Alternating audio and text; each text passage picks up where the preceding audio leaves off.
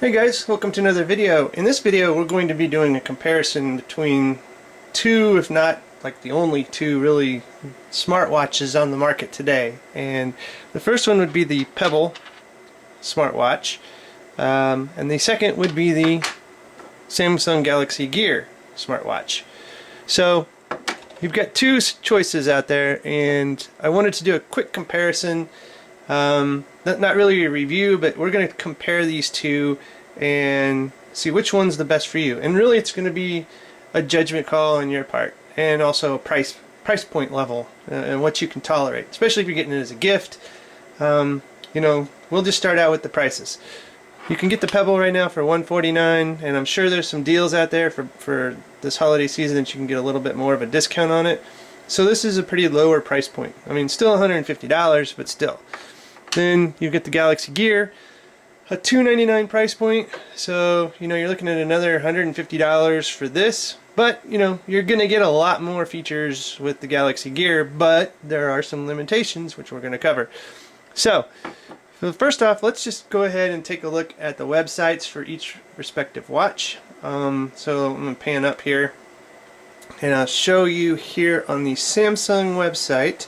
This is for the jet black, but their specs are going to be the same on all of them. You know, it is customized Android OS on this one. There you can see the weight, all that kind of stuff, and compatible devices. This is where you're really going to take a hit for the Galaxy Gear. You are going to have to pretty much own a Samsung device to use the Galaxy Gear. Now, they have extended it. When it first came out, it was only available with the Note 3, but as you can see here that it has extended out. You can use it on the Note 2, the Samsung S3, Samsung S4, so you do have a little more options than when it originally debuted. Will not work with any iOS device. You are strictly limited to Samsung Gear. That is a drawback to this device, but it does have more features, but it is pricier. So let's continue on down. You can see it has a camera, a 1.9 megapixel autofocus camera.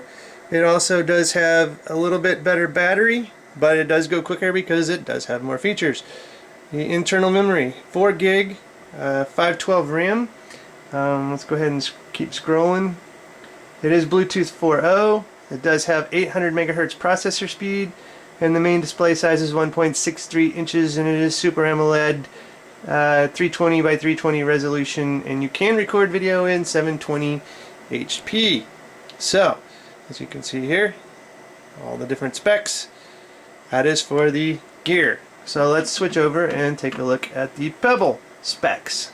I'm going to zoom out here, guys, because now the screen's full on. Now with the Pebble, this does only, well, I'm not going to say that. It does support both platforms. You can use the Pebble on iOS and in Android, so you have a lot more flexibility, and it will work pretty much with any device, Android or iOS, smartphone wise. So you do have a lot more devices that this is going to work with. So let's take a quick look at the dimensions and the specs on this one. Let's zoom in. You can see that weight, the display, 1.26 inch, LED backlight, optical hard coating for scratch resistance, Bluetooth 4, it has an accelerometer, an e-compass, ambient light sensor. Let's see, it does have an ARM Cortex M3 processor. So let's keep going. It is 80 megahertz. Yeah, it's a little slower than the Samsung Gear. This does not have a camera. This does not have a microphone. Unlike the Gear. The Gear, you can actually speak and listen on the watch itself, make calls on the watch. You cannot do that on the Pebble. It says 5 to 7 days between charges. The battery life on the Pebble is a lot better. Just because, you know, it doesn't have all the bells and whistles, so it acts more like a watch. So you don't have to like charge it. And with the Gear, I was finding, you know, 2-3 days you got to charge it up. Just depends on your usage on it too. So USB charging, water resistant, so you can see all the different relative humidity, maximum operating altitude, yada yada. That stuff's probably not a huge concern for you, but there are the specs for the Pebble. So let's go ahead and scroll on down here. Now let's take a look at the actual watches themselves, and I will give you a quick little comparison. We will first do the Pebble. The Pebble is a little lighter weight. It does feel a little less impressive when it comes to its make. You know, it does have like this kind of a cheap feel, but you know, it is really a good watch, because here's your actual charging. You do have to do USB and plug it into a proprietary charging type cable. And on this, you're going to get notifications from your phone, and it's going to be, you know, text messages, email notifications, anything that your phone would consider a notification. It's going to push to this. And as of this video, I wanted to wait to do this video because Pebble just released a big update. So anything on the iOS notification side, if the application can do notifications, you are going to get a notification on your watch. Before, it was kind of more you know, hit and miss on what iOS notifications you got, but now you get them all. There are apps you can put on this, and different clock faces, so you know, you do have some flexibility for what you can customize on there. You can see different watch faces that you can put down here, and again, you got your notifications. You can do your music control, you can set alarm, you can do all sorts of little things like that from the phone, but you cannot listen through this. It does not have a speaker, so when I'm saying music control, you're just going to control the music that's playing on your phone. You know, so that's about it in a nutshell. I mean, it does have apps, so you know, you don't have to worry about that. Some of the apps available on here, you can get like Runkeeper, so you can kind of use this as a pedometer or that kind of thing. So there are apps, and there's always apps being made for it. You do have on the side 3 buttons that you kind of control it with. This is kind of your select, and this is kind of your scroll up and down. You know, it's not a bad watch. I'm not gonna say, you know, for $149 that it's cheaply made or it's chintzy or anything. It's cool. And when I first had it, before the gear even came out, you know, it's really cool just to have your phone in your pocket or upstairs in another room, and you got a notification, a text message, whatever. You just look on your wrist. There it is. Now, you couldn't really do anything with it. You could just read it and acknowledge that, yep, okay, I don't have to have my phone with me to read emails and read text messages and that kind of thing. And that was the real use for that one. So now let's move on to the Galaxy Gear.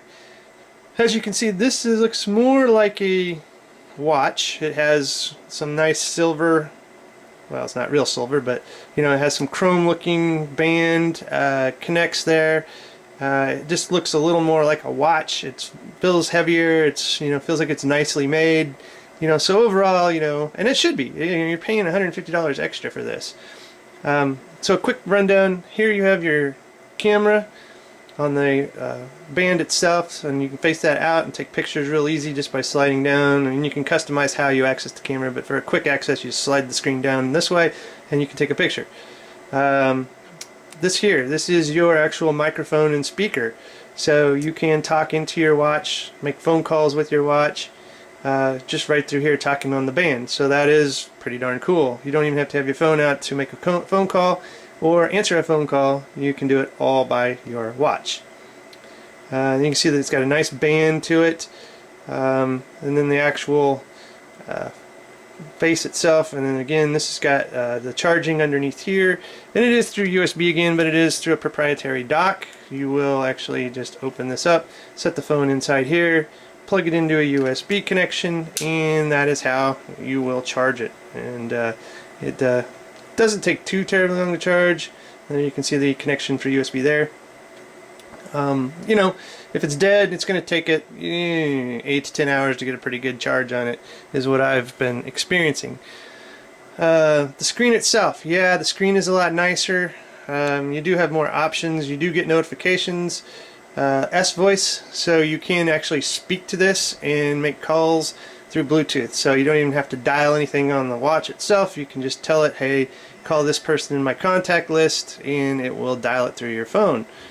So a lot of nice options. Then again, you can do voice memos, take your pictures, and have a gallery on your watch. They will go straight to your phone too if you want. a media controller. Again, you're going to be controlling the media from your phone, or that's on your phone. So if you have music playing on your phone, you can control it here. There's a built-in pedometer, settings, and apps, and we will go ahead and click on the apps. So right out of the gate, you can see you've got archive camera, contacts, dialer, Evernote, and yeah, that's the other thing. You kind of got some nice color on this screen, where the Pebble, not so much, just kind of a backlit display. Find My Device, which is really cool because devices that you can find the watch and you can actually find your phone. So you can set off a little alert that'll actually find your device there. And sorry about that, I actually displayed a number I'm going to have to edit in the comments there, so that's why I clicked out of it. And media, so these are kind of the ones. There's a timer, stopwatch, today's schedule, voice memo, and weather. So, you know, and there's more apps to put on here. You can tweet from your watch. I have not put that on here yet, but there is a Twitter client you can actually get to where you can actually send tweets from your watch. So overall, you know, this is a really nice watch. It has a lot more features than the Pebble, but again, you're going to be paying double for it, and you're going to be having very limited device usage. It's pretty much in the Samsung family of devices, so, and not a whole lot. I'd say if you've had your Samsung device longer than 2 years, maybe 2.5, you're not going to be able to use the gear. It's going to be, you know, Note 2, S3, S4, you know, those phones are only like a year or two old, so you know, very limited. But again, is this the right device for you, or whoever you're getting it for? Those kind of factors are what's going to determine that. Both phones are good. They do what they need to do. It just depends on what you own, how much you want to pay, and what features you're kind of looking for. So I can't really say one over the other. Of course, for price and for features, the gear is definitely got a lot going on for it. It's just limited. The cross-platform Pebble, you know, it does what it's supposed to do as a smartwatch. You can read notifications on your wrist. You don't have to access your phone. But that's the extent of it. You know, you're not going to take pictures. You're not going to listen to things on this. You're not going to make calls from this. It's just going to be kind of a easy access to your notifications on your wrist kind of thing. And that's about it. So guys, if you have any questions, put them in the comments. I'll have links in the show notes to the websites for both of these devices. Anything else helpful I can find in the comments, I'll throw in there. You know, if you're looking for a smartwatch this Christmas, these are the leading two that I would suggest you check out. Which one that you go with, you know, again, is just going to be limited to your out of pocket that you want to spend and what devices that you already have, or who you're getting it for have. But they both do very well. They're both kind of the leading innovators in that market today, in the smartwatch market. So, you know, there you have some good information though, hopefully, to go off of. And if you found this video, sorry it went a little longer than I wanted it to, but if you found this video informational, give me a thumbs up and a subscription to the channel, and I appreciate it. And good luck guys, have a good one, appreciate you watching.